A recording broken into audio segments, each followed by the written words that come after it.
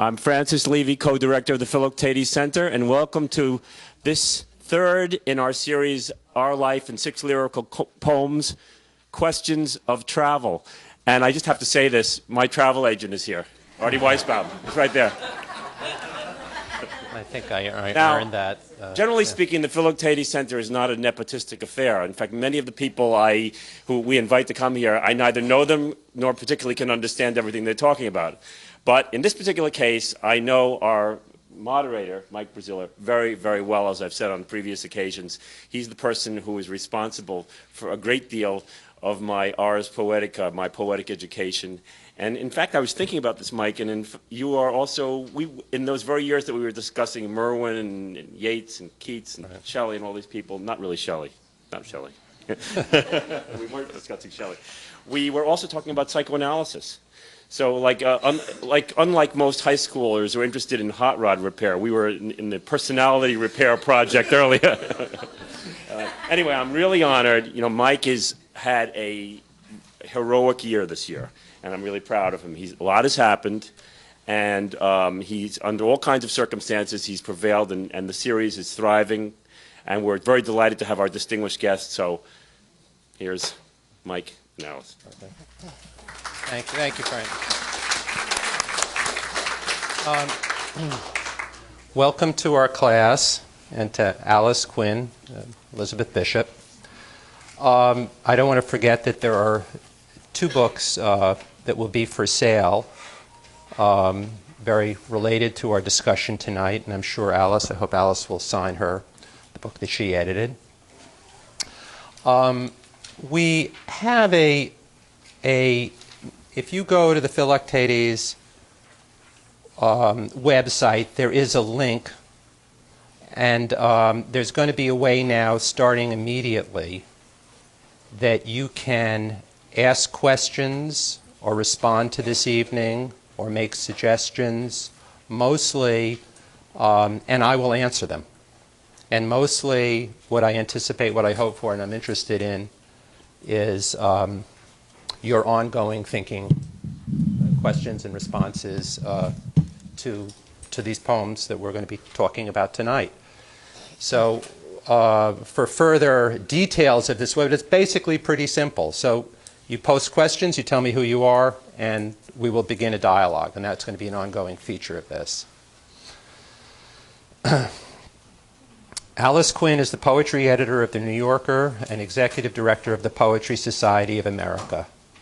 She is the editor of the just-published Edgar Allan Poe and the Jukebox, Uncollected Poems, Drafts, and Fragments by Elizabeth Bishop. I say just published in paperback, and again, it's available.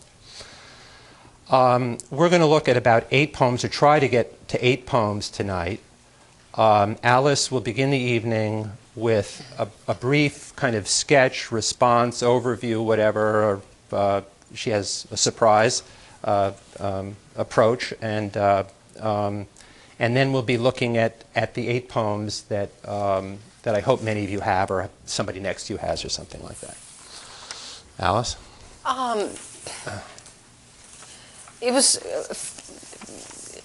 wanted to quote a couple of things to begin, because working with the unfinished work of a famous perfectionist was a little daunting for me.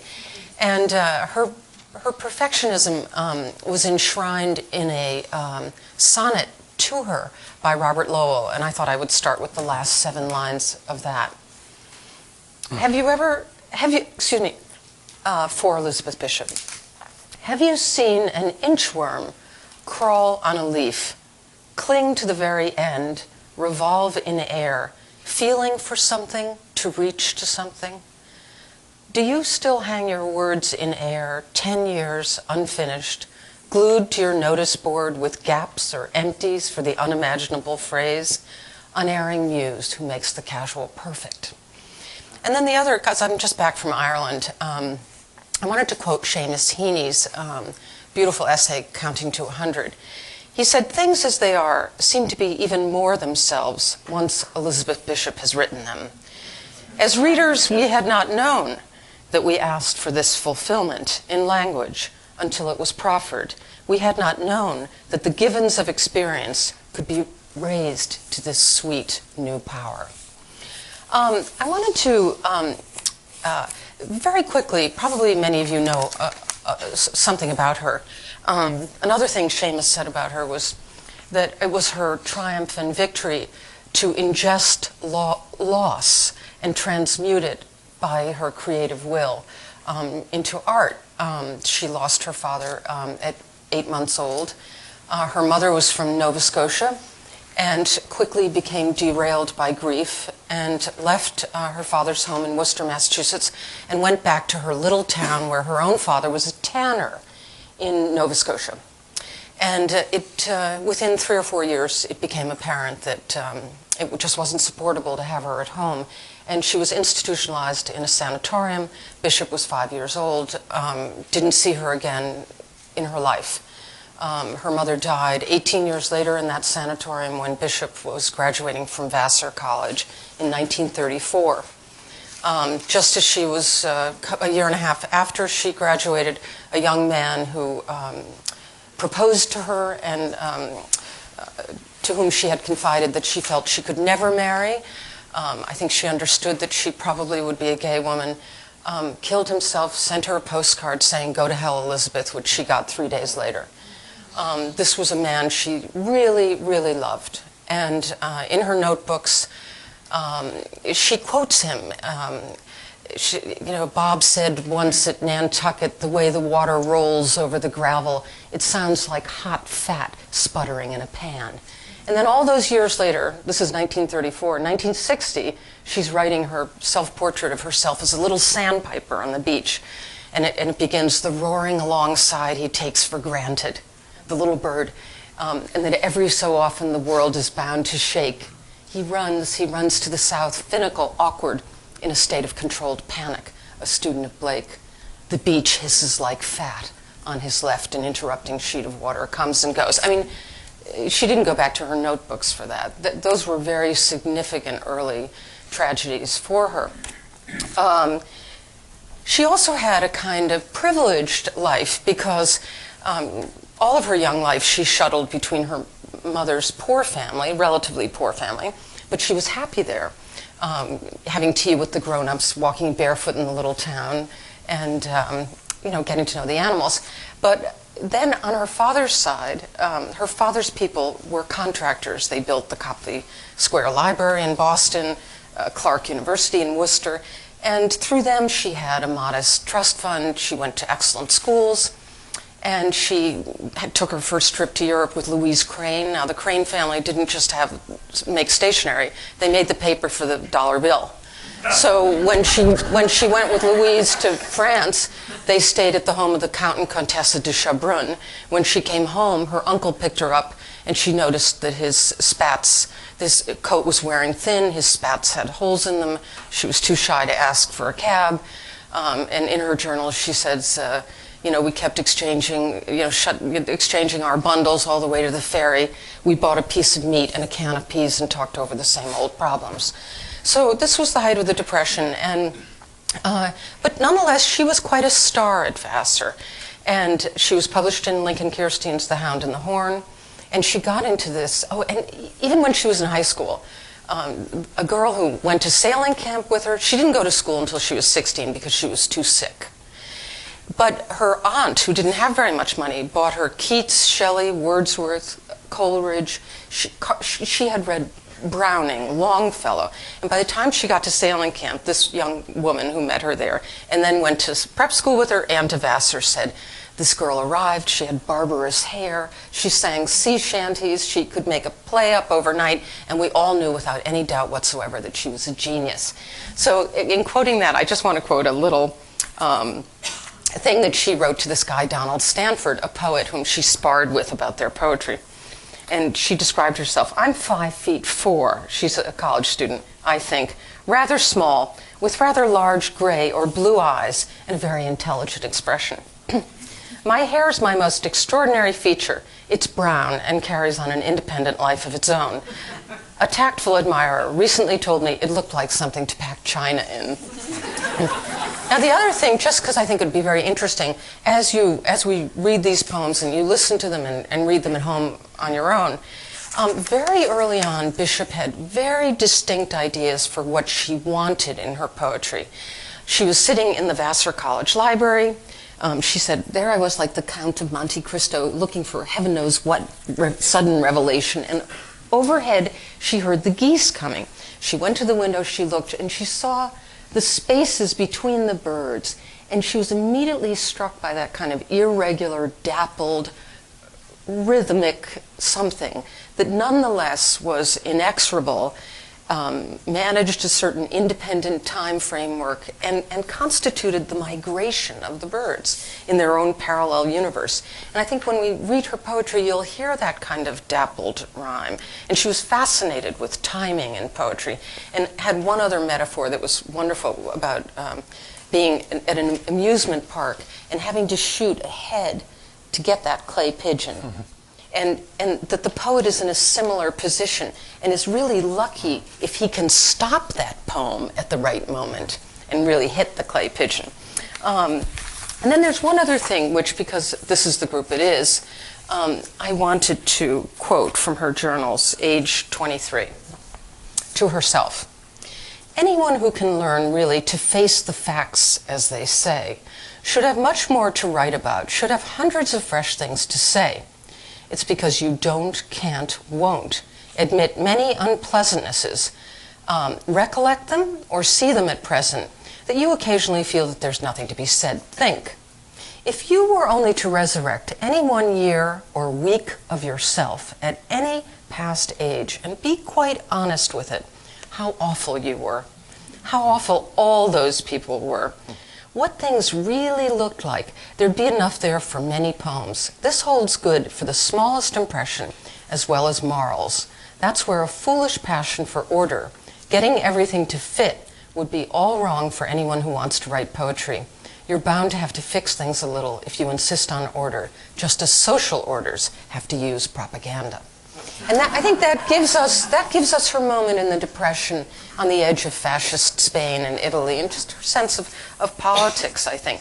And anyhow, one thing that she really learned from Gerard Manley Hopkins was that she wanted her poetry, like those birds overhead, to be a poetry that wasn't at rest, but that reflected a moving, changing set of ideas. And one thing she loved in Hopkins was when he was at a high pitch of composition in one of his poems, in parenthesis, he wrote, "Fancy, come faster." And that's one thing. And then there's just one other thing to give you a sense of her humor and her view of poetry in her moment, 1937. Prose equals land transportation. Music equals sea transportation. Poetry equals air transportation in its present state. It's hard to get heavy objects up into the air. A strong desire to do so is necessary, and a strong driving force to keep them aloft. Some poets sit in airplanes on the ground, raising their arms, sure that they're flying.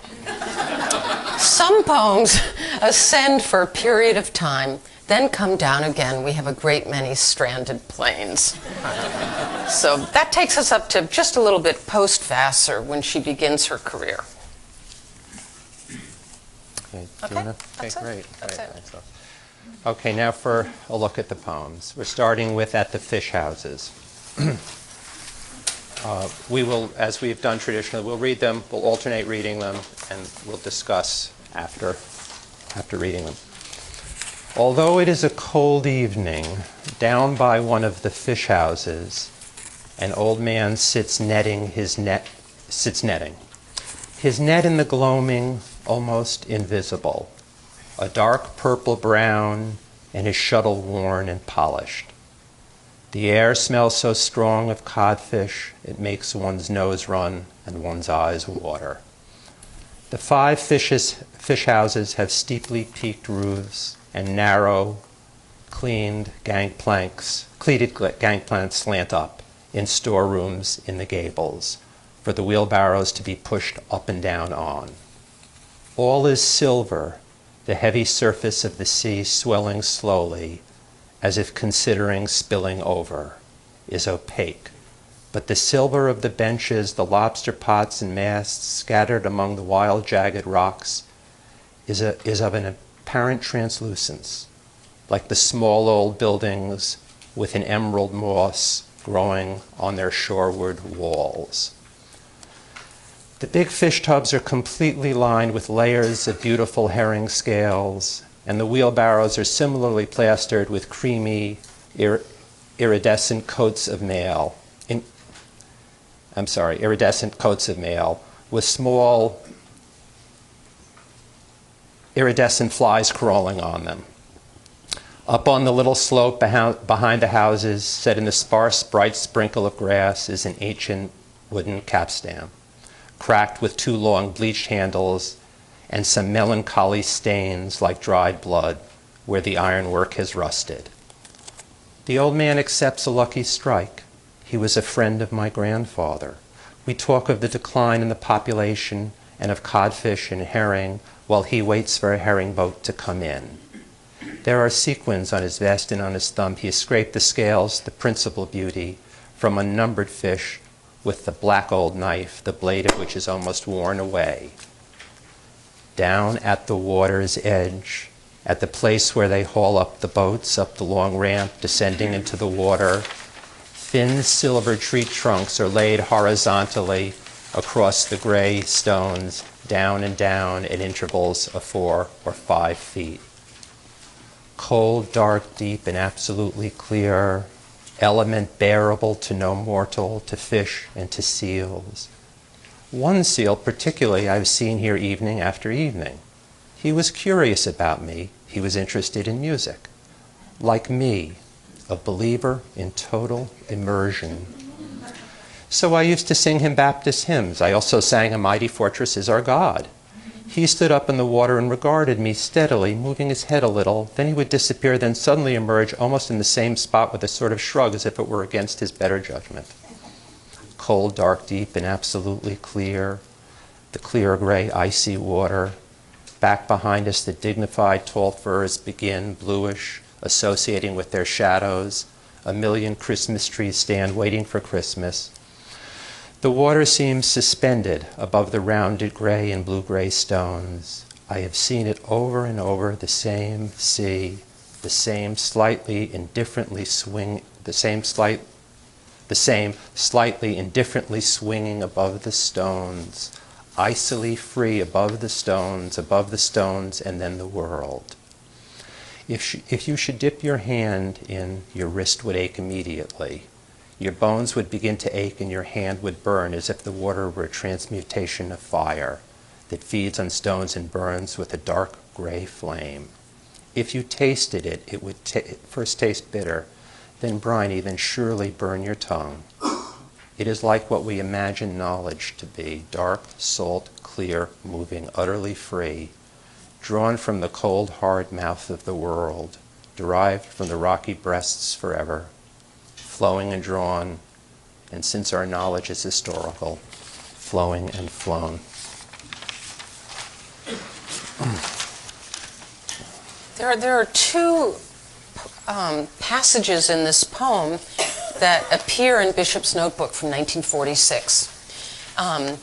She was sort of oddly making herself very elusive to the publisher of her first book. She had finally had her book of poems accepted. It was recommended by Edmund Wilson, Marianne Moore, and Catherine White of the New Yorker, but it still won first in a contest of 800. And suddenly she's about to receive her first book, and she disappears from New York and makes her way up to a place called the Ragged Island Inn, across from the sanatorium where her mother had died. And that's where they finally tracked her down with her first book. And in her notebooks, these were the lines: cold, dark, deep, and absolutely clear, element bearable to no mortal, to fish and to seals. And then it is like what we imagine knowledge to be: dark, salt, clear, moving, utterly free. So the understory of these lines is a very deep emotional confrontation in her life. That's just a little bit of backstory there. And of course, she had a grandfather who was lost at sea. Really, yeah. in a schooner. She came from seafaring people, and I think she feels a strong kinship or interest in this fisherman that is down there. I mean, she feels a strong, or she has the most intense sort of love or appreciation of this little town that she's at. And I think the mention of her grandfather is very interesting. It's like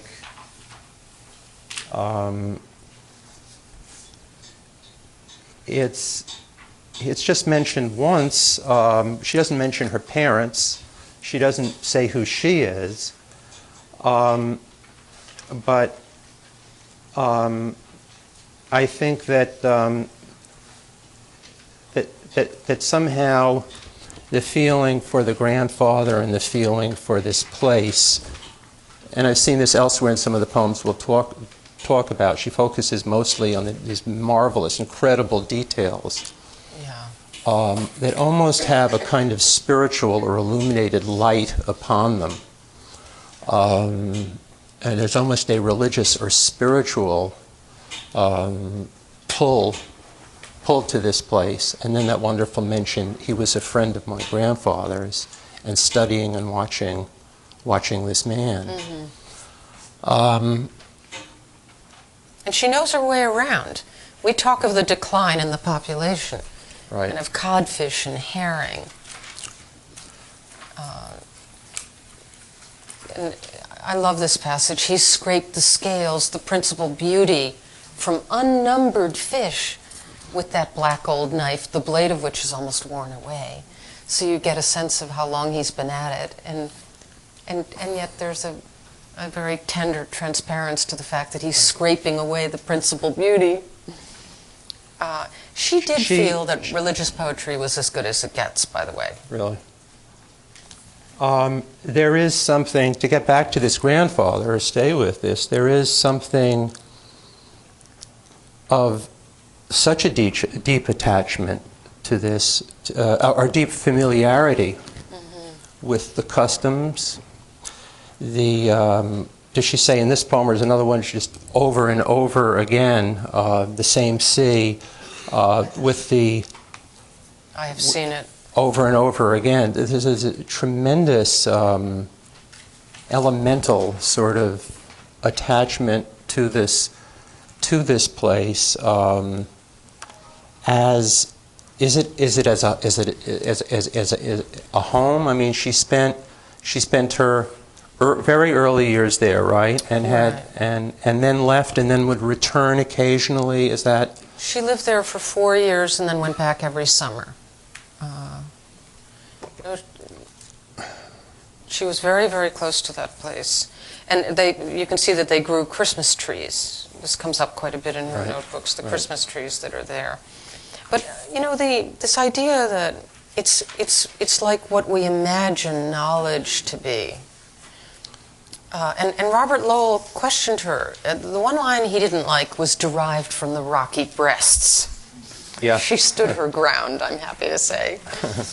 And also, you know, I think it's fascinating, drawn from the cold, hard mouth of the world, derived from the rocky breasts forever, flowing and drawn. In other words, it flows and we take from it. But since our knowledge is historical, it flows away. And then it's a different verb. It also flies away. I mean, she doesn't really believe in progress. I mean, she wrote to Anne Stevenson, I think we're barbarians who commit 100 indecencies every day of our lives, as just future generations may be able to figure out. But I think we should remain gay in spite of it, and new and tender and quick. I don't know. Who is this, saying with the end of the first paragraph, who is this speaker who returns without being a he or a her, without having a name, who offers the fisherman a lucky strike, which is something her grandfather might do, or which is something who offers a cigarette. Is there a subtle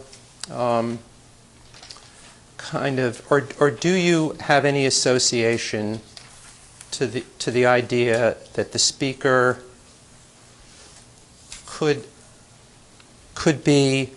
is definitely from someplace else, but that in other words, the speaker is put out there in almost a kind of mysterious kind of way, and we're not told much about them. Is there the feeling of some conflict or some crisis, perhaps somewhere else with someone else? I mean, does that cross your mind that they are in this beautiful, loved home country where she seems to have, if she knows anything, she knows this town. She knows this coast. She knows these waters. She knows, this fisherman, these 5 or 6 shacks. But who is she? Is there another place? Is there another room or another? Or does it even cross your mind? And we'll look at this at some other poems too. That if this is a sacred landscape. And I didn't know she loved religious poetry. Well, of course she loved Hopkins, so, I did know. Is there, if this is a sacred place, is there another room someplace, other people someplace, which is less successful for her or less, does it cross your mind at all, or anyone out there? I mean, I throw it out as a question. I really throw it out as a question, and maybe we should leave it as such. We have a lot of poems to go through. I think the sea we can all understand the sea is a major source, a spring from which we can all draw. Right. And she's definitely very much a sea person. But this is a particular home country. Yeah, she is very much a sea. And they continue with Cutty Hunk and the Cape and all of these throughout her life. But the sea here is unusual in that it was this, as you were touching upon in your opening, it was this wonderful beginning that she had, these 5 or 6 years, which might have been the strongest sense of identity. I know all of, her father dies and it's just a horribly tragic thing, but there was something there. There were cousins and there were aunts and uncles and so forth. And she recovers that, Michael, in 1951 when she moves to Brazil, because that too is a 19th century rural place. And that's what she has in Canada. And then when she goes to Vassar, she's in a sophisticated 20th century, rich circumstance, or else neurotic, tense, literarily competitive New York, which she hated. Yes. I was puzzled by the word knowledge when it appears and appears again. And especially by imagined knowledge, which seems to suggest that it I might love not be that. that. Yeah. Well, I really do think that I don't think she is a believer in progress. But I think it's instinctive for us to feel that we do make progress with knowledge. Yeah, we made progress with Darwin, did we? I mean, here we are again. I mean, of course we did, but we're still caught in these binds. There's a cyclical, she's got a big awareness that there's a lot going on all over the world. There's no steady march towards progress, and so it's sort of what we imagine knowledge to be, that it's absolute, that it's cold, deep, dark, that it's physical, reliable. It's physical, it's sensuous, it's what we know more than our cultural, intellectual, or our social selves. Let me develop this idea a little bit. She's totally this mysterious, quiet observer. But there is one comic little shift here. One little thing happens, and that is she meets a seal. And I think it's it's both very funny and brilliant and very revealing too. They both perform for one another. And in a way, this speaker comes out of, and the speaker, and the seal, for whatever reason, and I don't have the answer, the seal is a he. We do, this is mentioned, so she's doing it for a reason. I'm not quite, I don't have the answer. But that in a way, they perform for each other. And in a way, we see, with a kindred spirit, and I love the line, he was, like me, a believer in total immersion. So this is the knowledge thing. Just get it, is through the senses, through the eyes, through the smelling of the codfish, through get down into it. This is the most that we can know. But I mentioned that about that other room elsewhere, and perhaps some conflict of personality, someplace or elsewhere, because of this, in part because of this wonderful little comic break with the seal, where they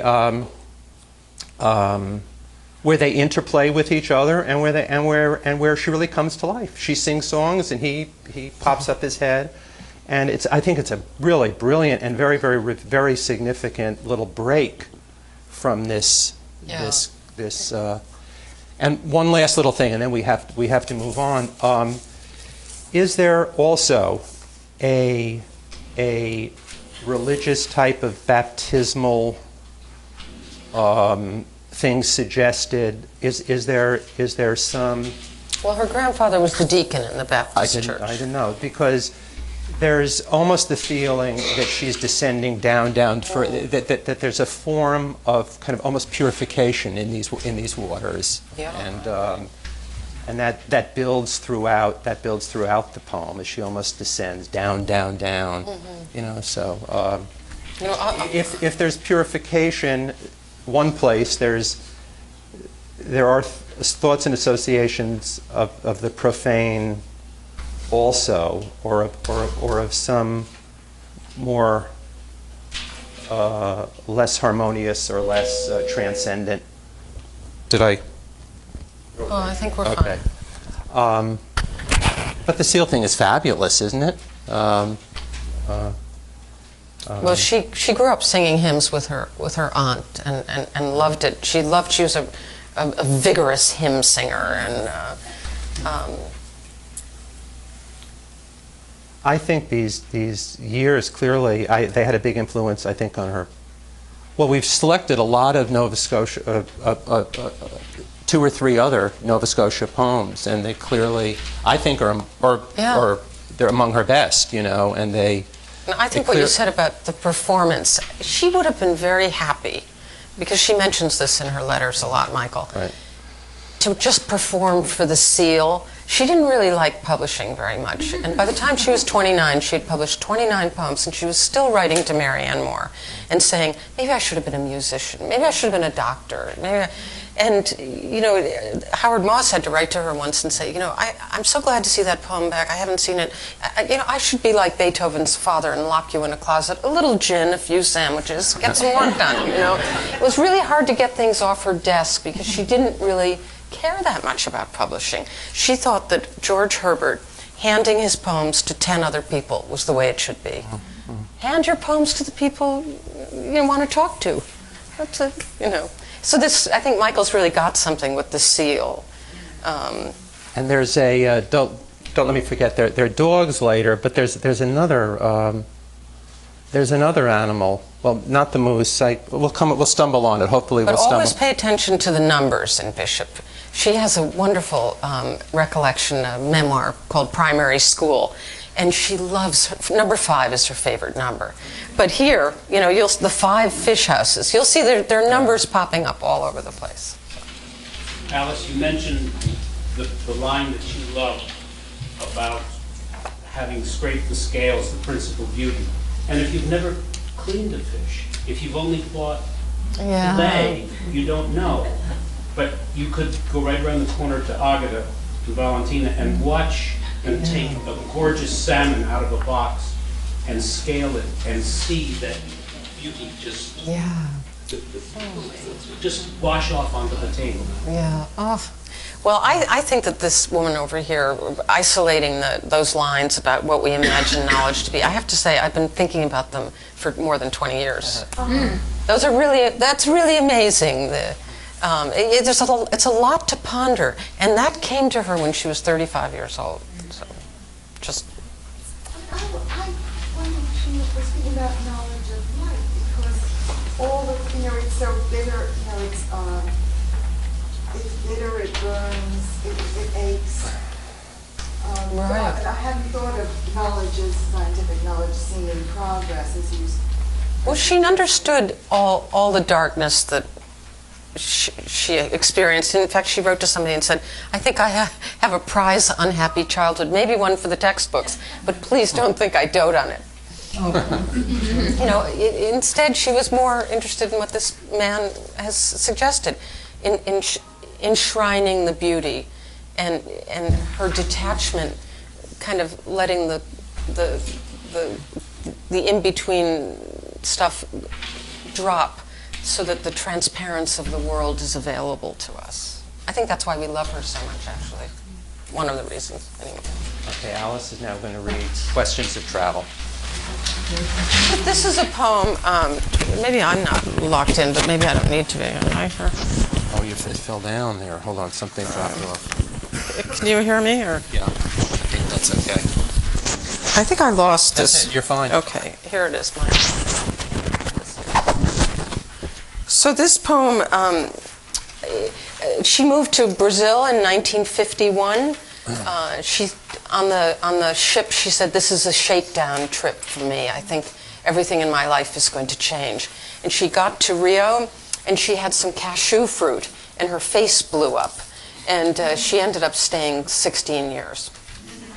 She said the Brazilians just love to come to the hospital and visit people, and she fell in love with them. And she fell in love with this wonderful, talented woman named Lada de Macedo Soares, who was sort of the black sheep from her aristocratic, politically involved family. They lived in Rio and in a beautiful home on the side of a mountain. And there were a lot of waterfalls by their home there. Questions of travel. There are too many waterfalls here.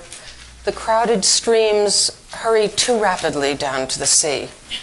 And the pressure of so many clouds on the mountaintops makes them spill over the sides in soft, slow motion, turning to waterfalls under our very eyes. For if those streaks, those mile-long, shiny tear stains, aren't waterfalls yet, in a quick age or so as ages go here, they probably will be. But if the streams and clouds keep traveling, the mountains look like the hulls of capsized ships, slime-hung and barnacled. Think of the long trip home. Should we have stayed at home and thought of here? Where should we be today? Is it right to be watching strangers in a play in the strangest of theaters? What childishness is it that while there's a breath of life in our bodies, we are determined to rush to see the sun the other way around, the tiniest green hummingbird in the world, to stare at some inexplicable old stonework, inexplicable and impenetrable at any view, instantly seen and always, always delightful. Oh, must we dream our dreams and have them too? And have we room for one more folded sunset, still quite warm? But surely it would have been a pity not to have seen the trees along this road, really exaggerated in their beauty, not to have seen them gesturing like noble pantomimists robed in pink, not to have had to stop for gas and heard the sad, two-noted wooden tune of disparate wooden clogs carelessly clacking over a grease-stained filling station floor. In another country, the clogs would all be tested. Each pair there would have identical pitch.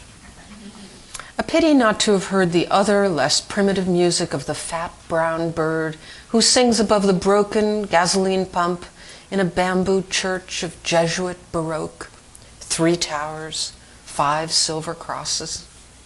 Yes, a pity not to have pondered blurredly and inconclusively on what connection can exist for centuries between the crudest wooden footwear and careful and finicky, the whittled fantasies of wooden cages.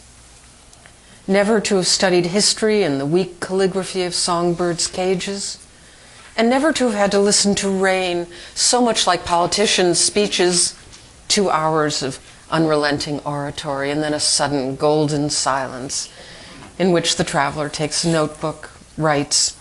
Is it lack of imagination that makes us come to imagine places, not just stay at home?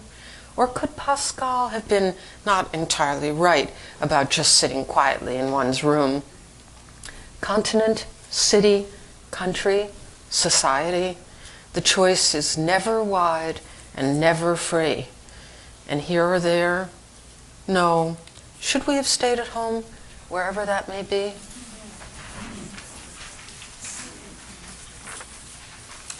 There the fish come again, slime hung and barnacled. She was a good fisherwoman. Well, the trip changed her life entirely and rescued her. Rescued her life because it followed 10 years of very unsettled life between New York and Key West, and finally she had a real home. And in Bishop's poetry, you'll see houses come up over and over again. Houses and the loss of houses, home and the lack of home. And you know, she didn't dote on it, but her self-conquest involved taking command of all this loss. And this was the beginning of a very, very happy period of her life.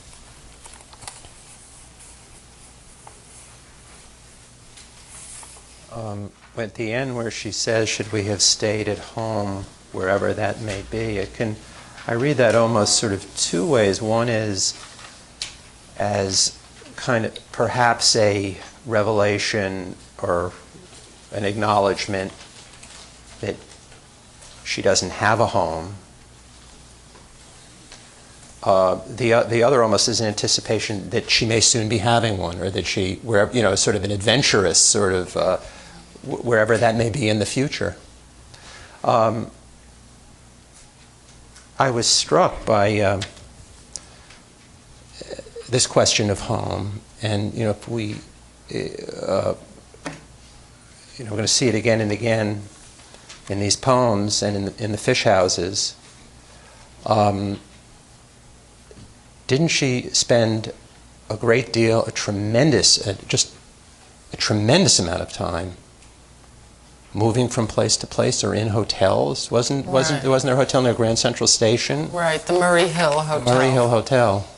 And between that confinement, that retreat to hotel rooms, and age 6 to 16 when she didn't go to school, and she was just reading in this little room in the ramshackle 3-decker house in Revere, Massachusetts, where her Aunt Maud and Uncle George brought her up. And Aunt Maud sacrificed so much, and where they sang all those hymns. And Bishop said, each chip-damned dish that you talked about to my deaf, dreaming, deliberately ears. But she adored her aunt, too, at the same time. And, New York was a very unsettled place for her, and she shuttled between New York and Key West, and really didn't settle down with somebody. She did tremendous, I mean, we're calling this evening Questions of Travel just after one of her books, but I mean, she just did throughout her life, a tremendous, I mean, to call it just... A lot of peregrination that made her anxious, and in fact, the book is called Edgar Allan Poe and the Jukebox because there's a poem that she thought she would finish, and it would be the last poem in her second book. And I know that she's fixed on Baudelaire's great love of Edgar Allan Poe and his sense that talk to an American about Poe, and sure, they'll admit that he might have some genius, but his alcoholic breath you could set on fire with a candle, and he was a stray planet moving from Baltimore to Philadelphia and Philadelphia to New York, and that meditation on Poe resulted in a poem that was a very anxious poem about sexuality and alcohol and her fear of that. She was afraid of she had a problem with alcohol. It was lying in wait for her. Her father had to stop drinking. Her grandfather had to. On her mother's side, her brother was a drunk. It was just lying in wait for her, and there was prohibition. And did she ever, in all the years she spent in New York, did she ever have an apartment or make a permanent home? Yeah, she had a kind of. She had a like a fourth floor walk up, a true artist's garret on King Street for quite a while. She did. Yeah. But she would hide out. I mean, I remember Howard Moss saying that he went to see her a couple of times, and she would just, she would occasionally just retreat and just drink too much. New York terrified her. And so this life in Brazil was much better for her. Yeah. We're a little we have a lot of poems. The other thing I wanted to say about childhood is she often writes about furniture, and she personifies it, like the bureau in the moonlight, like a creature saying, "Oh," or the bureau was making its way towards me in the moonlight, and that's because she was in bed so much as a child that. The moonlight and the shadows. Somebody, very spectral. A well-known critic said of her that she was either writing about childhood or, I can't remember the quote, but it was she was either writing about her childhood or writing as a child. Yeah, well, and I hear some of that. Feel that childhood is the source. But I hear some of that here in Questions of Travel. We have to move on. I'm dying to get into In the Waiting Room and some of these other poems, unless you have something. But even this in the second stanza, think of the long trip home. Should we have stayed at home or thought of here? Where should we be today? Is it right to be watching strangers in a play in the strangers? What childishness is that while there's a breath of life in our bodies, etc.? These are kind of childish questions, and we do hear this, perhaps with the seal, that little scene with the seal. We'll hear it throughout, a kind of a very charming bursting out of childhood, the way childhood diction, or what you could almost qualify as kind of an informal kind of a take or a sloppy take on stuff, but which at other times might suggest something else too. Or suggest, Can we do In the Waiting Room? Okay, great. That's you. Talking of childhood. This is... Okay.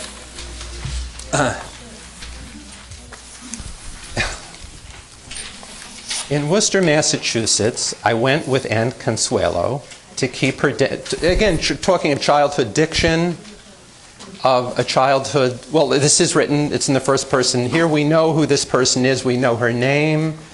We know her gender, we know her age, and she's quite proud, in fact, of all the facts at her disposal at that early age. She did. I imagine she did very well in her geography class in Worcester, Mass. In Worcester, Massachusetts, I went with Aunt Consuelo to keep her dentist's appointment and sat and watched for her in the dentist's waiting room. It was winter.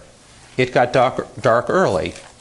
The waiting room was full of grown-up people, Arctics and overcoats, lamps and magazines. My aunt was inside what seemed like a long time, and while I waited, I read the National Geographic. I could read. And carefully studied the photographs. The inside of a volcano, black and full of ashes, then it was spilling over in rivulets of fire. Osa and Martin Johnson, dressed in riding breeches, lace boots, and pith helmets. A dead man slung on a pole, long pig, the caption said.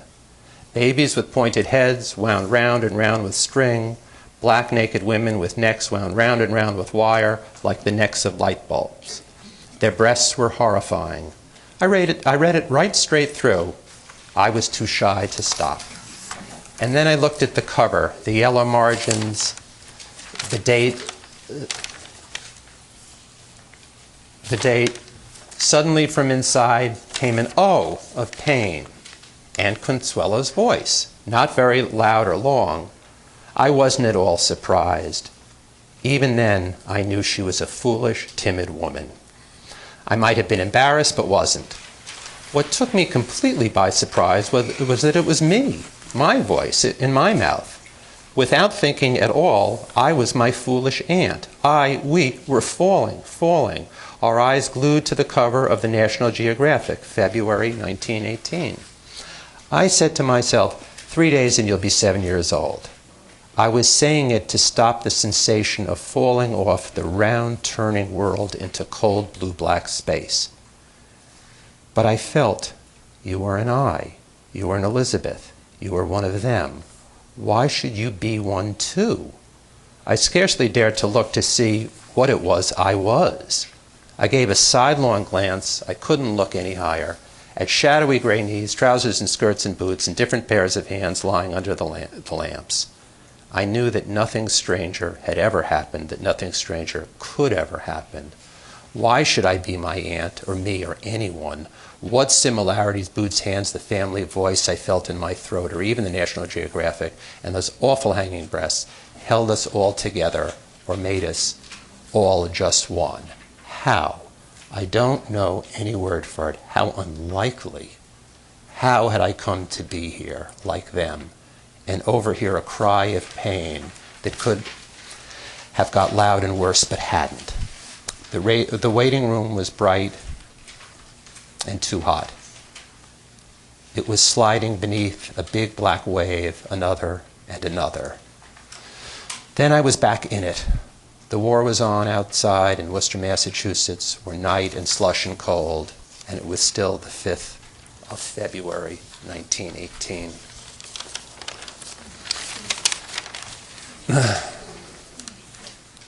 I'm not very technical in my appreciation of poetry. It kind of just goes into my bloodstream. But I'm very aware of what is called an enjambment in poetry. When I read this poem, it was winter. It got dark early. You know, I think those pauses say a great deal about what she understood at an early age. It got dark early. It also emphasizes the cold, the outdoors, this elemental world that we're, this sensuous world that is going on outside. In contrast, and at the end of the poem, she circles back. The poem arcs back to these tones in the beginning. But the poem is about claustrophobia and some form of enormous anxiety or panic attack that she feels inside with others. Yeah. And so this sets up what you're talking about, this enjambment, what you're talking about in the beginning. And it even clings to their coats and to their boots. Every time she even describes, even in the waiting room, it's like that sense of space and openness and sensuous awareness. It even clings to the coats and to their boots. It's like just for a moment in the waiting room. So even when she refers to them, it's sort of still there, but it slowly evaporates, and we get into a growing shyness. Or we get into what we get into with her. Should we begin to describe what happens here? Is there any way? I mean, it's very hard to describe. Well, there's the third thing. There's the waiting room, there's the war, and then there are those awful hanging breasts. There's the Alice in Wonderland aspect, which is very strong. She loved Alice in Wonderland. And the surreality of it. I knew that nothing stranger would ever happen or could ever happen. And maybe some of you have noticed that Osa and Martin Johnson have been co-opted in a new clothing line called Osa and Martin. I darn near died when I saw that in the newspaper one day. I love the parentheses. Seamus Heaney says, you can always find the real glinting truth in Elizabeth Bishop in parentheses. Yeah. And she says, I could read. Yeah. I could read. The triumph of that. Right. That country, her again, I'm going to keep coming back to these divisions, these contrasts of of different homes, different, sacred homes, maybe more profane homes, she's clearly feels she can see through these stupid adults. She's a really bright,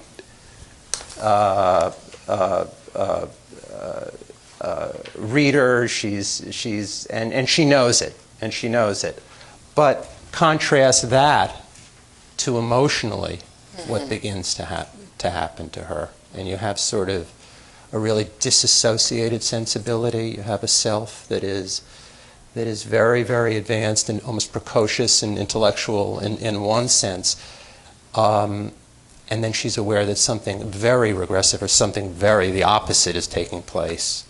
And she's so grown up. I mean, her mother has gone mad, and she's kind of she gets right at the end. She composes herself. The war is still on. In 3 days, she calms herself down. 3 days, she'll be 7 years old. But even though nothing stranger will ever happen, and she's there's a lot of detachment and self-protection in Bishop's observational style. But I think maybe it was Seamus who also remarked that when she goes deeply into a scene, the detachment evaporates, and you're very much there in the theater of the revelation that she's experiencing or surviving. What is this thing that happened to her that nothing stranger has ever happened, or what she said? Is it?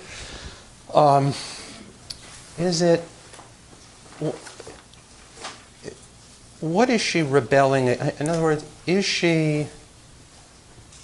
what so turns her off about the adult? Is she sort of deciding that she just isn't going to have a self? In other words, she's looking everywhere at all these adults, and she sees through them, and she's turned off by them, and she seems to maybe lack sympathy for them. Understandably, not understandably. But what is it? Isn't it a coming of age that she's also just realizing that I'm a human being too? I mean, it's the first time that she's been this very precocious child and very bright. And she realizes, that's not going to help. It is a coming of age. That's right. But I don't know. Yeah. I was really surprised was that it was me. She heard her No, very. And then she says, That's right. You are one of them, and why should you be one too? That's right. That's right. But how does she deal with it? How would you say that she deals with it? Yeah, she is. That's right. It is a coming of age with all forms of identity and all forms of adult possibilities. But why does it come to her in such a panicky way, or why does she feel that she's almost on the verge of fainting or of collapsing practically? And volcanoes, and ash, and Back there, somebody, go ahead. I'm sorry, and then, okay. Yeah, somebody. I didn't get this poem with my copies, but I've Yeah. read this poem through the years, and I see it as something that I think it's utterly unique in that it declares a moment of becoming self-aware. That's what happens to it. That's what this poem is to me about. She sees, she's reading the National Geographic and Right. but at the moment when her aunt... Well, that's what this gentleman was saying. It's a coming of age. That's what I think he meant by a coming. Coming to oneself. That's right. It's the sudden realization, I am an I. I think Right. those words are in the poem. I have myself. And I think it's stunning in that it's a recognition scene of one. you are an Elizabeth. Yeah. I am an Elizabeth. That's what it is to me, and not so much a coming of age as a coming to be a self. Well, I think that's what he meant by coming of age. I think that. But she doesn't you are, but it also says you are one of them, and them is also italicized. It's not just you are an Elizabeth and you are an I, but you are one of them, and that's I think. Also, what about? I think you're in agreement. Actually, I do. What about the notion? What about the notion of of hearing her aunt scream and then thinking it was herself and getting kind of all mixed up on that score. Does anybody want to? Yeah. I think she's reading it. She's the precocious child until reality comes with that cry of pain in which the self dissolves because she's waiting for the aunt. And the cry of pain makes her understand that the adult she's attached to suddenly is in pain. And she, as you see, separates from the aunt. And then casts about for a definition of herself. And what held us together? Passion for the aunt, isn't it? It's a moment of fear, of panic that the aunt is. It's not compassionate for the aunt. No, that's rebellion, separating. She suddenly turns against the aunt. Yes. Right. To separate herself from this feeling of helpless. Well, I think that cry of pain that she heard from her aunt is the same cry that she wanted to emit when she suddenly realized, looking at this National Geographic and looking at all this sclerotic, it was at that moment of self-awareness that that was almost a cry of pain was coming from her at that moment. Right. Right. It's maybe separation, but horrifying identification at the same time. You know, I'm thinking back to the poem before, where it talks about knowledge burns and is deep and dark and bitter, and that aside from, first we have the kind of mundane, this is where I am, then the real knowledge of the world, not only the grasp, but long pork, you know, cannibalism and all kinds, and that real knowledge and move over up is really dangerous and scary. And necks wound round and round like a light bulb. Yeah. I mean, the female aspect is very threatening. Yeah, I think, would anyone disagree that that she's dealing with great discomfort in this room, in the waiting room, or by extension, great discomfort with forming a personality eventually that will enjoy the company of others. I'm suggesting that she is, Bishop is consciously dealing with a rather painful coming of age. I just want you to think about that. Pain that she screams. I mean, it's, to me. No, it bodes, what I'm saying is that the anxiety and panic that the young child feels is probably rather unusual, and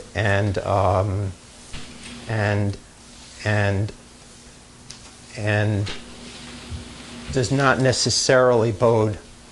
Again, there's a form of kind of claustrophobia, or even a feeling of kind of almost suffocating, as I say, almost fainting in a world that she maybe is fearing she will not have a self. She will have a weak self, or a crisis. She fears a weak self, and she feels weak in her relationship to it, and her relationships with others. I think this is what Bishop is touching upon here. It's not just coming of age; it's a particular kind of coming of age. I don't think it's true. Okay. Well. Okay. One more question, then we have to move on. There'll be questions at the end. I don't know if it's a slightly different spin, but this idea of coming of age, I feel that this is complete isolation. She is soothing herself. There is no adult that she reaches out to figure this out. She is 7 years old, and she has a sensation of falling off the earth. I agree. She's a 7-year-old who's almost reconciled. She's on her own.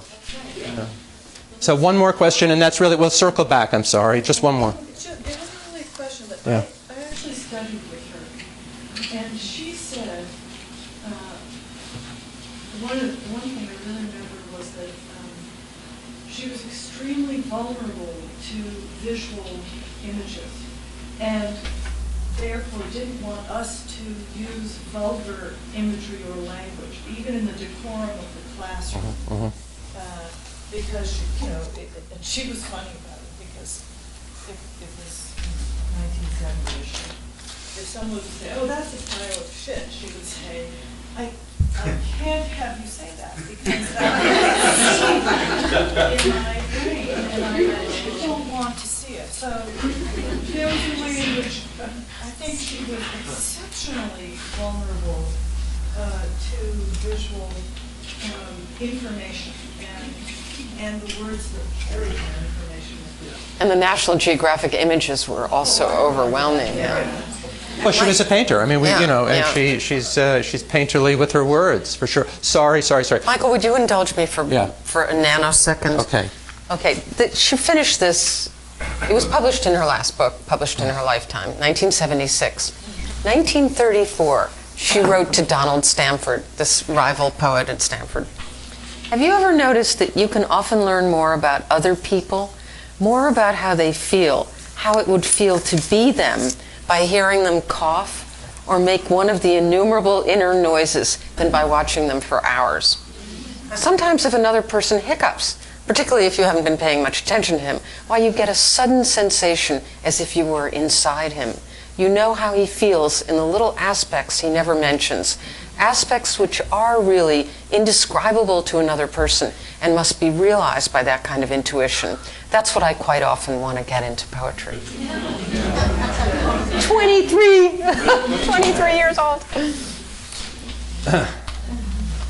The moose. Okay, I've got my stage directions down here, and We're on to the moose. we're back. Is she coming back from Nova Scotia? Is that the idea? Yes. Okay, we're back. We're back in a different kind of place. Again, these contrasts. This was a bus trip she took in 1946, and she finished it as the Phi Beta Kappa poem in 1977, Oh, and was in a panic that it wasn't finished.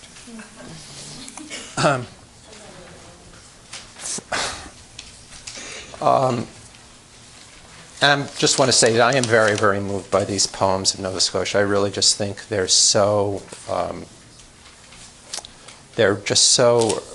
you know, her sympathy.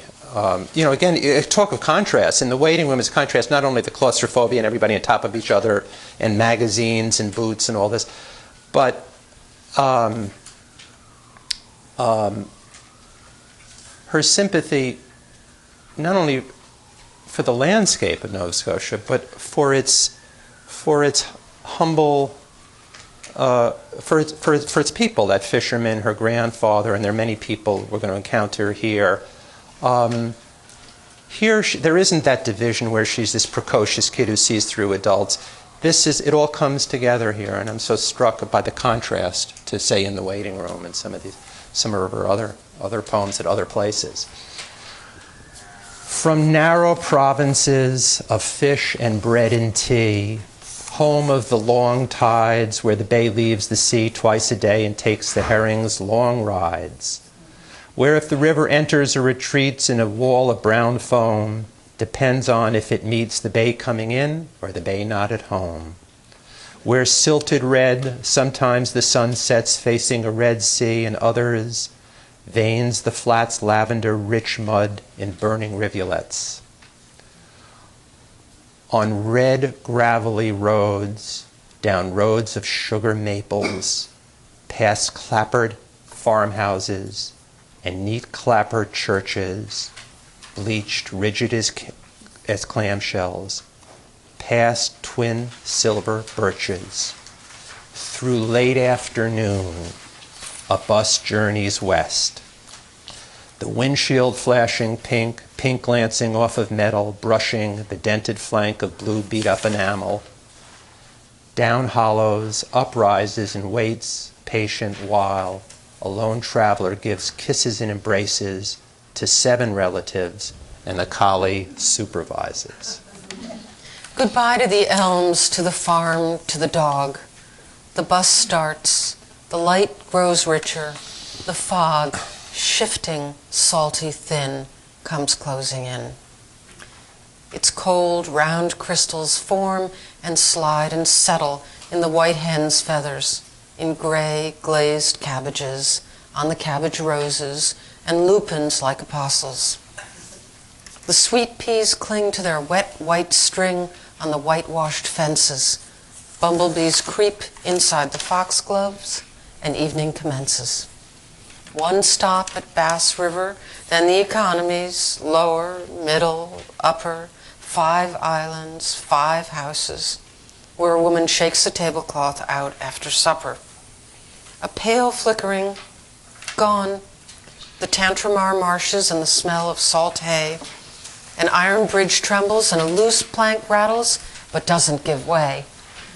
On the left, a red light swims through the dark, a ship's port lantern, 2 rubber boots show, illuminated, solemn, a dog gives 1 bark. A woman climbs in with 2 market bags, brisk, freckled, elderly. A grand night, yes, sir, all the way to Boston. She regards us amicably. Moonlight as we enter the New Brunswick woods, hairy, scratchy, splintery moonlight and mist, caught in them like a lamb's wool on bushes in a pasture. The passengers lie back, snores, some long sighs. A dreamy divagation begins in the night, a gentle auditory, slow hallucination. In the creakings and noises, an old conversation, not concerning us, but recognizable somewhere, back in the bus. Grandparents' voices uninterruptedly talking in eternity. Names being mentioned, things cleared up finally, what he said, what she said, who got pensioned. Deaths and sicknesses. The year he remarried, the year something happened. She died in childbirth. That was the son lost when the schooner foundered. He took to drink, yes. She went to the bad. When Amos began to pray, even in the store, and finally the family had to put him away. Yes, that peculiar affirmative. Yes, a sharp, indrawn breath, half groan, half acceptance that means life's like that. We know it, also death. Talking the way they talked in the old feather bed, peacefully on and on, dim lamplight in the hall, down in the kitchen the dog tucked in her shawl. Now, it's all right now, even to fall asleep, just as on all those nights. Suddenly the bus driver stops with a jolt, turns off his lights. A moose has come out of the impenetrable wood and stands there, looms rather, in the middle of the road. It approaches, it sniffs at the bus's hot hood, towering, antlerless, high as a church, homely as a house, or safe as houses. A man's voice assures us, perfectly harmless. Some of the passengers exclaim in whispers, childishly, softly, sure are big creatures. It's awful plain. Look, it's a she. Taking her time, she looks the bus over, grand, otherworldly. Why do we all feel, this sweet sensation of joy? Curious creatures, says our quiet driver, rolling his R's. Let me do that. Curious creatures, says our quiet driver, rolling his R's. Look at that, would you? Then he shifts gears for a moment longer. By craning backward, the moose can be seen on the moonlight macadam. Then there's a dim smell of moose, an acrid smell of gasoline. One thing I just had to remember to say again is the opening of this poem where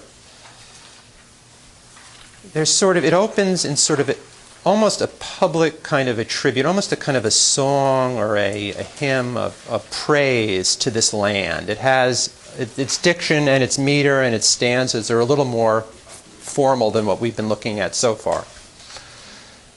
And then it brilliantly shifts to a road trip, till we realize that this mysterious speaker without a name, who we know very little bit about, but is going from one home to another, is sitting there looking out a window. And I think the poem is absolutely remarkable in that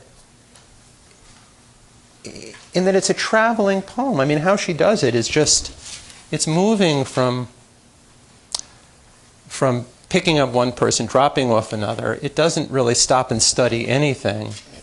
But boy, does she sees it all. And she must have done it so many times. But the thing I want to stress too is, if I haven't said it, or maybe I've said it too often, that without anywhere does she say that I love this place or what this place meant to me. Or there's no overt statement of the significance of this region or these provinces to her.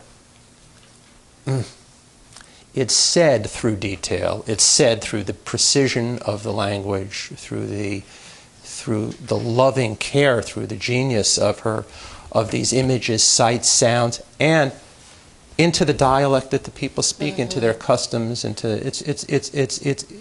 a remarkable unstated love for the whole area, and that, you know.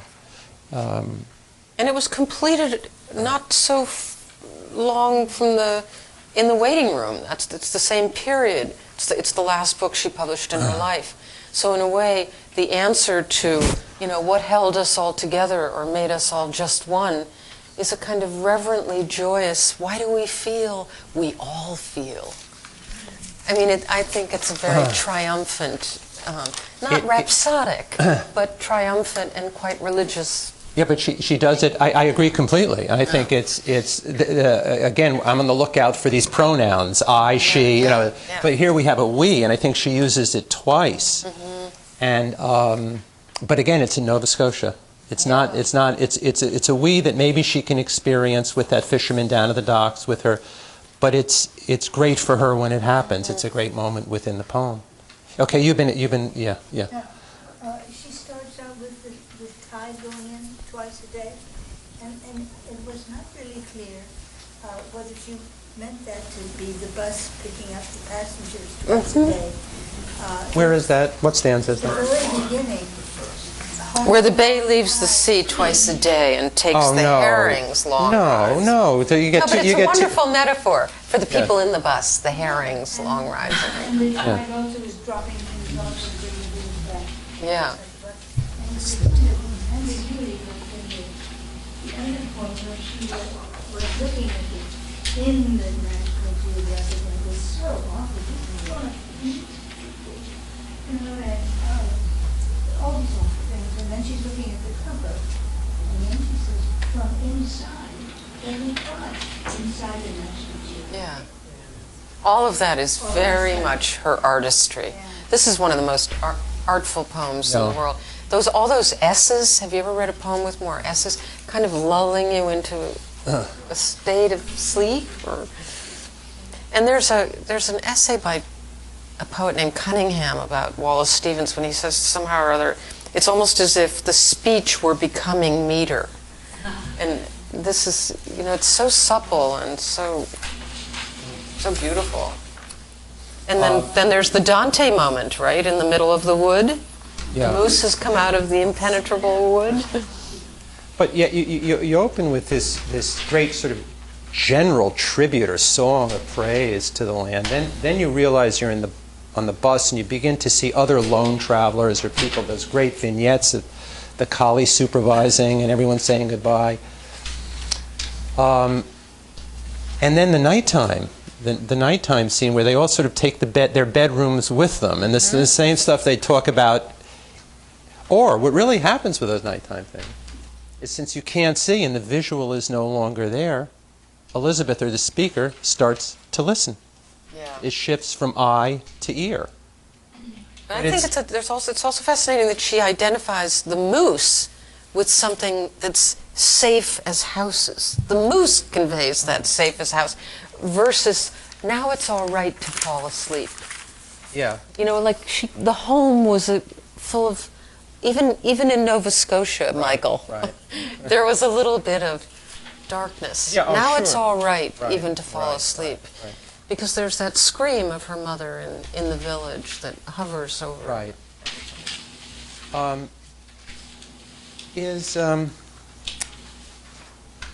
Is the moose and the communal we and the joy that they all feel, and is this mixture of gasoline with the smell of, is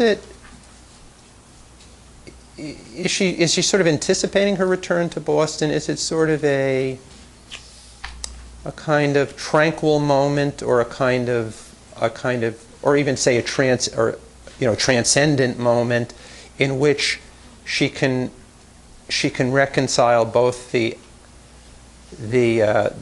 dim smell of moose and the acrid smell of gasoline? I get that feeling that, or put it another way, that she can enjoy not just being alone outdoors, but enjoy, sort of this mixture of people and travel and the old and the new and the city and the country. It's an interesting ending, yeah. And having people that you can identify with, I think. And also I think that poems do, many of the great poems do come out, as Robert Frost said, somebody said, "How did you become a poet?" He said, "I followed the procession down the ages," in his unegotistical way. But, there is a great poem by Robert Frost called "The Most of It." He thought he kept the universe alone, for all the voice and answer he could wake was but the mocking echo of his own from some tree-hidden cliff across the lake. And it's this sense of isolation, and it ends up with this image of a buck, jumping into Lake Willoughby and forcing the underbrush, and that was all. And I think she is a little bit, the moose is her answer to the buck. She did love certain great poems of Robert Frost, and she started this in '46, well before the most of it was probably a poem she memorized, but I do think there is a dialogue here with that great poem about the indifference of the universe, and she's writing about, somehow a wonderful moment of harmony with other people. Yeah. And she had come quite a long way, because in her notebooks as a young girl, she said, "I sat with Margaret in Luch House and we had some ice cream and talked about how families are like concentration camps." Well, this is a rare moment where she has a different idea of family and of community. I'm going to read poem. Oh, okay. And then you read one art. Is that okay? I think that's okay. Or we could split them. What do you want to do? Do you want to read alternate stanzas? Just see what happens? Sure. Okay. This is called Poem. About the size of an old-style dollar bill, American or Canadian, mostly the same whites, gray, greens, and steel grays, this little painting, a sketch for a larger one, has never earned any money in its life. Useless and free, it has spent 70 years as a minor family relic, handed along collaterally to owners who looked at it sometimes or didn't bother to. It must be Nova Scotia. Only there does one see gabled wooden houses painted that awful shade of brown. That's praise. Praise with dim. What's the expression? The cliche. Damning with faint praise. Well, this is the opposite of that, or something. But it's awful, as I think I said lovingly. Okay. Yeah. Sorry, I interrupted. Remember the poem she wrote on her birthday, and all the awful, untidy activity, awful but cheerful, and she wanted that on her gravestone. Okay. It must be Nova Scotia. Only there does one see gabled wooden houses painted that awful shade of brown. The other houses, the bits that show, are white. Elm trees, low hills, a thin church steeple, that gray-blue wisp, or is it? In the foreground, a water meadow with some tiny cows, 2 brushstrokes each, but confidently cows. 2 minuscule white geese in the blue water, back to back, feeding, and a slanting stick. Up closer, a wild iris, white and yellow, fresh squiggled from the tube. The air is fresh and cold, cold early spring, clear as gray glass, a half-inch of blue sky below the steel-gray storm clouds. They were the artist's specialty. A speck-like bird is flying to the left, or is it a fly speck looking like a bird? She's very sympathetic to her great-uncle's painterly techniques. Very forgiving. Heavens, I recognize this place. I know it. It's behind, I can almost remember the farmer's name. His barn backed on that meadow. There it is, titanium white, one dab. The hint of steeple, filaments of brush hairs, barely there, must be the Presbyterian church. Would that be Miss Gillespie's house? Those particular geese and cows are naturally before my time. A sketch done in an hour, in one breath, once taken from a trunk and handed over. Would you like this? I'll probably never have room to hang these things again. Your Uncle George, no, my Uncle George, he'd be your great-uncle, left them all with Mother when he went back to England. You know, he was quite famous, an R.A. I never knew him. We both knew this place, apparently, this literal small backwater. Looked at it long enough to memorize it, our years apart. How strange. And it's still loved, or its memory is. It must have changed a lot. Our visions coincided. Visions is too serious a word. Our looks, two looks. Art copying from life, and life itself. Life and the memory of it. So compressed, they've turned into each other. Which is which? Life and the memory of it, cramped dim on a piece of Bristol board. Dim, but how live, how touching in detail, the little that we get for free, the little of our earthly trust, not much, about the size of our abidance, along with theirs, the munching cows, the iris, crisp and shivering, the water still standing from spring freshets, and yet to be dismantled elms, the geese. You can make a case that this is the best poem that she ever wrote. I mean, I wouldn't argue with that, you know. Well, she calls it poem. Yeah. Typical understatement. And there's that beautiful reference to goodbye to the elms, to the farm, to the dog at the end, the yet to be dismantled elms. You know, she wrote a letter to Anne Stevenson. I think it was to Anne Stevenson, the first woman who wrote a book about her. And she said, you know, she was talking about her love of clay and her love of Buster Keaton. And she said, you know, there's a certain modesty and a helplessness in all the modern art one really likes, a sense of helplessness. And I think Seamus Heaney was saying that he felt that she was like Larkin in England, that in an age of volubility, she comes forward to say, less is more.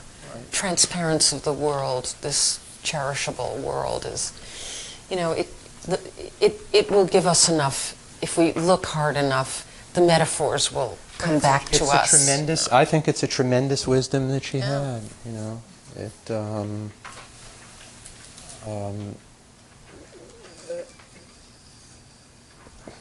Life and the memory of it, so compressed. There's a good biography of her called Life and the Memory of It by Brett Millier, actually. Life and the memory of it cramped, dim.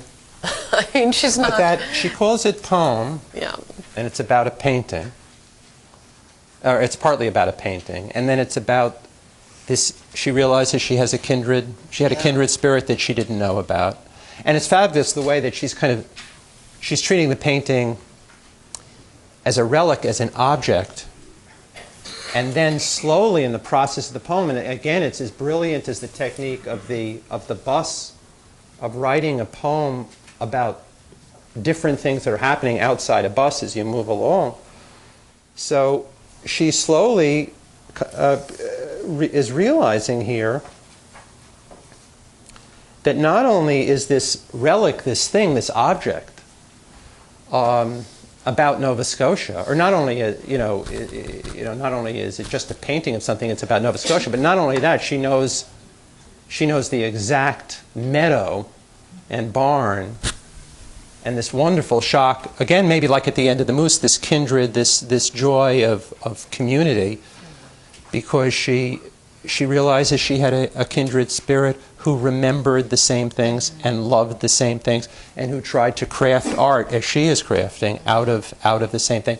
And then art itself becomes a way of preserving and extending this joy and love.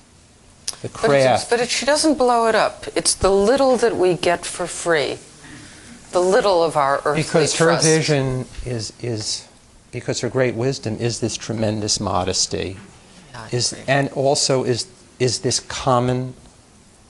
Again, if you think of the precocious kid in the waiting room, that is sort of the opposite, I think, of what she's discovering in her best poems. That it's the humble, it's common, it's primitive, it's those wonderful conversations in the back of the bus and in the Moose, in which you hear over here the bedroom talk, you overhear a kind of folk history of the world, explains who's on the pension, who, with tremendous humor and tremendous insight into common, simple, small, and as if to say, that's the most that we can know. That's who we are too. So no wonder she didn't like publishers. Or publishing, and she's into something else. She's not into, say, self-promotion or reputation or fame or society. She's very much into useless and free.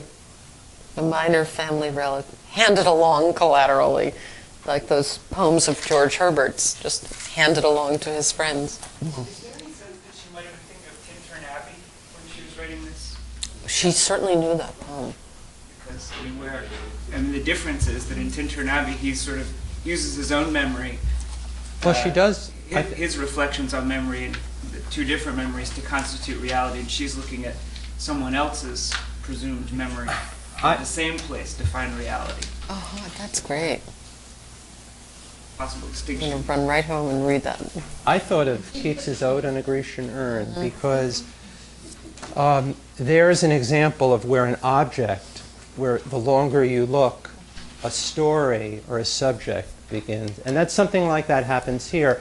What passed for decades within a family as just being a piece of furniture, an object, suddenly, for unexplained reasons, she's studying it, and it becomes really the story of her life in a way. So and she gets totally, kind of, obviously, completely engrossed and excited by its scenes and by what it summons up within her. This place, When people start to come up, let them try to do better. Okay, I don't want to leave time for people to ask, so why don't we do one? I'd love you to read one art. We should just do that. Yeah. That's all we should do. And read one of the... Oh, I don't think we should. Why don't we do this? We'll alternate stances, but let me tell a little tiny backstory of one art. In this book of unfinished material, it really seemed important to me to have a set of drafts for a finished poem. It just seemed fair to Bishop to show the whole process. And this happens to be one of the poems in which we really do seem to have a fairly full set of drafts. She wrote it very quickly. She said it was like writing a letter. But the backstory is that her life in Brazil really effectively came to a close in 1967 when the woman with whom she shared her life had a series of nervous breakdowns. And her doctor said to Bishop, maybe it would be better if you went away for a while. So she went to the state of Washington, took a teaching job that Theodore Roethke had, and it began opened up a whole can of worms in their relationship. And her companion got increasingly sick and killed herself in September of '67. So the first thing she did when she was leaving in January was to go to this beautiful studio that Lotte had made for her. And she made a little inventory, a very sad inventory of the things in the studio that she was going to have to leave. I'll just say a few. Bed, bird cage, and a chest of drawers, the biggest shell, the flat and foot-shaped piece of granite I found myself, the paddle, the portable inkwell. Oh, let me not have looked. Let it somehow be that I never saw. Where can I take them next? And then she tried to write an elegy for Lotta called Obad, an Elegy, in 1970. She didn't get very far with it, but she enshrines the Brazilian love of coffee, the little cups of coffee, and she begins, for perhaps the 10th time today, and still early morning, I go under the crashing wave of your death. Not there, not there. I see only small hands in the dirt, transplanting sweet williams, tamping them down. Dirt on your hands, on rings, but no more than that. No coffee can wake you. No coffee can wake you. No revolution can catch your attention. You are bored with us all. It is true we are boring. And then she continued to try to write this elegy for Lotta, and in her Guggenheim application, in the archive, in the folder, there's this note of just notes. And I'll just read a couple of them because I find them so moving. And this is the sedimentary underbelly of Villanelle, this gorgeous poem, One Art, which she really wrote faced with the potential loss of the last woman in her life who had a marriage proposal in the 1970s and was considering accepting it. That's the literal occasion for One Art, is the loss of another person, but behind it is all of this. The elegy poem, make it in sections, some anecdotal, some lyrical, different lengths, never more than 2 short pages. Your style, your elegance, love of order, reticence and pride, the understandable snobbery and superiority, the temper and the differences, heroism, brave and young, the heroic appearance at the yacht club, convents, sadnesses, realization a la Auden, groans and howls when injured, small hands, small feet, the Pierrot costume, the chip on the shoulder, the books, atheism, pride, the beautiful colored skin, the gestures which you said you didn't have, the door slamming, plaster falling, the cook and I laughing helplessly on the other side, and oh, the dream, the house, the desire, and oh, the country's ingratitude, misunderstanding, waste, regret and guilt, the nighttime horrors, Lorca. So One Art. You want to start? The art of losing isn't hard to master. So many things seem filled with the intent to be lost that their loss is no disaster. Lose something every day, except the fluster of lost door keys, the hour badly spent. The art of losing isn't hard to master. Then practice losing farther, losing faster. Places and names, and where it was you meant to travel, none of these will bring disaster.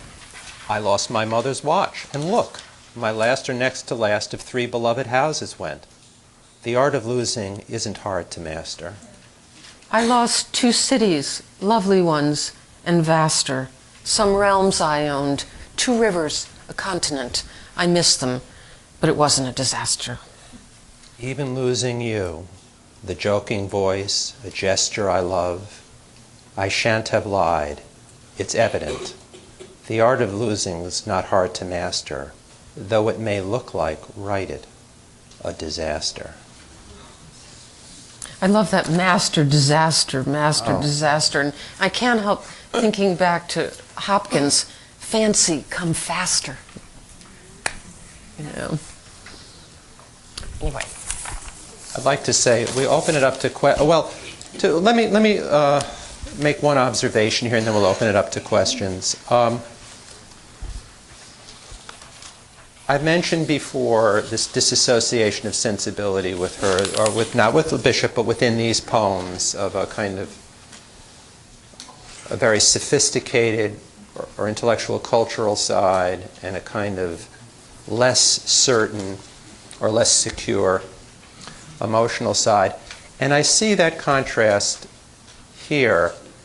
I think what she's saying, to me the poem is both very, very sad and very, very funny in places.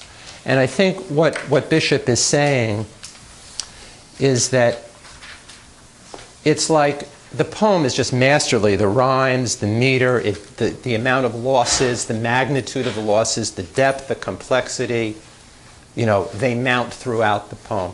But it's like a wonderful, but like a wonderful piano recital. It's a great, I don't know, blending of rhyme, of meter, it's a triumphant sort of recital. But the humor comes in, I think, because she's saying, my technique is great, or my art is great, but kind of emotionally I blew it in life, or put it another way, I had to work really hard. I had to practice a lot to make such a mess of things. So there's that dissonance, or and she's not making fun of herself, but she's dealing kind of indirectly with her inability to hold on to things, And sure, we all suffer losses. There's a universal truth to the poem, but I think she's talking about the magnitude and the regularity. She's talking about some personal failure that she senses within herself. I'm not putting that there. I'm saying that I think she's saying, practice makes perfect. I really had to work at this. It's something that. Canadian irony isn't there? And Mike, it's always like that's the best of all possible world. I mean, she's sort of making fun of this yes. false optimism and well, the first draft is a lot like the notes on the elegy. It's just a whole slew of, it's in the book, and it just says, I'm so fantastically good at losing things, I think I can give you a lesson. First you begin by mislaying things, And then when you get really good at it, you can lose a continent. You can lose 3 loved houses, they're gone, It's sort of, she's almost boasting. And she does boast. She says at one place, she says, and look, exclamation mark. It's like, with a pointer. She's, Okay, great idea. Frank, set it up. Do what you... Introduce yourself. Okay. All right. It's a shame you can't reach it. Do you want to read it? No. No, we need to get on. That was good. I'm Catherine Dalsimer. In this poem, it seems to me that the villanelle form is absolutely perfect for someone who has had early losses and then subsequent losses, because the form of the poem creates a tension between the sort of forward arc of, that increasing magnitude of the losses and the repetitions that the form requires, which kind of pull you back. So it's like a tide and then an undertow coming back. It's sort of arrested forward movement because she's always being pulled back by the requirements of villanelle form, the repetitions. Yeah. Well, it's good for grief because it started with binding wheat. It was that form that people sang in the fields when they bound the wheat. Coming back obsessively to a topic. May I ask you a question? What would you say is the effect in her poems of her use of questions? I can't think of any other poet that questions or she revises. She goes, well, it's not visions, that's too serious. Well, it's that sort of self-correction. She just loved it. And Hopkins had quite a bit of that in his own poetry. But hers was, I think Seamus says she comes at things like in Sistina, the beautiful Sistina about her childhood in Nova Scotia, where the little quarter moons in the almanac become for the child synonymous with the tears her grandmother is shedding in her oatmeal. And then the little quarter moons say, "Time to plant tears," said the almanac.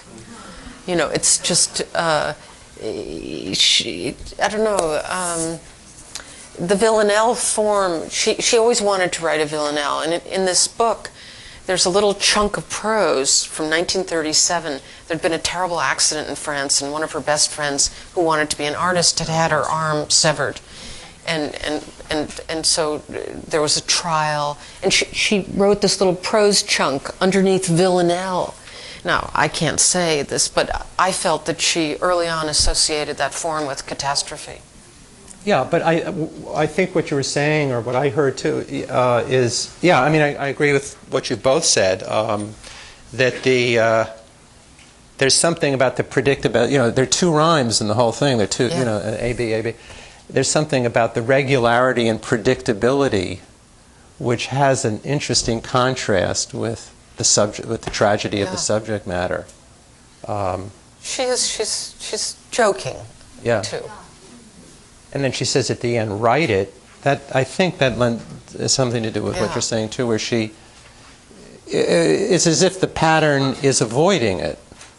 If she can't, if she says at the end, write it, a disaster, it's as if the very formal pattern of the villanelle is sort of a pattern of denial. Of denial. I think that's really true. Yeah. Could you go up to the microphone, please? Oh, okay. Thanks.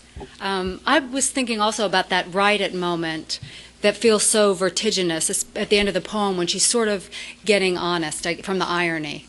And that moment when she doesn't know who's screaming for a moment. Right. You know, that they seem so similar to me, and I never thought that before. I wondered if you'd want to...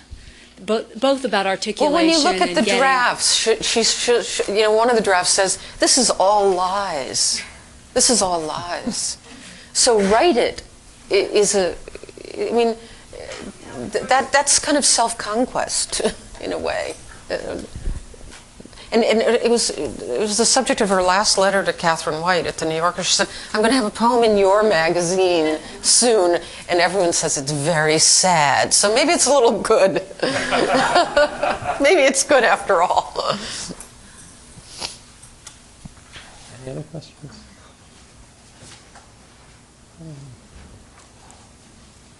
Well, we can end, or we could have just enough time for Alice to read In the Cheap Hotel, a fun, funky poem from her is it uncollected? Is it, well, most of the work in this book is unfinished, so it's... Okay, and we'll end with this. This is a real treat. It completely contrasts with... No, completely, no. It is, Michael. I have it. I can supply it. It's right here.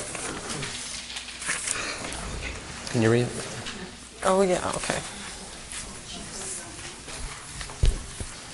Well, this is a strange thing. It's from her 1940s notebooks, and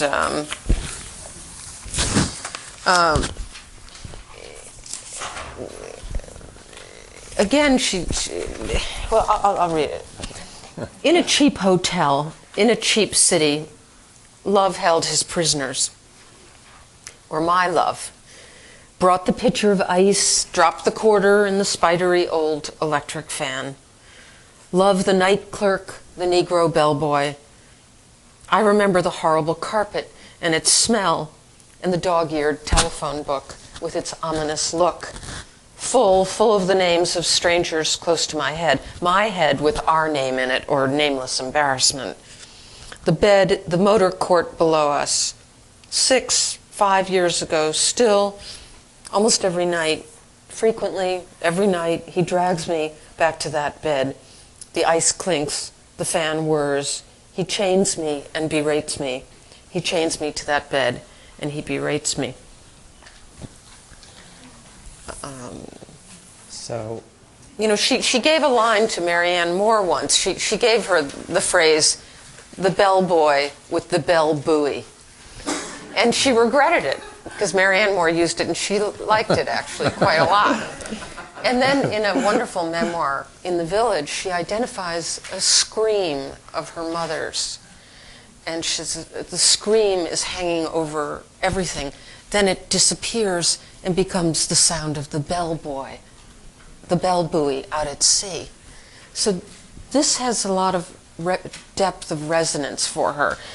And this is from the 40s, and then in the 50s there was something called Miami, has the same overlapping imagery, except that it includes little details of Miami that she also, wrote in a letter to Robert Lowell.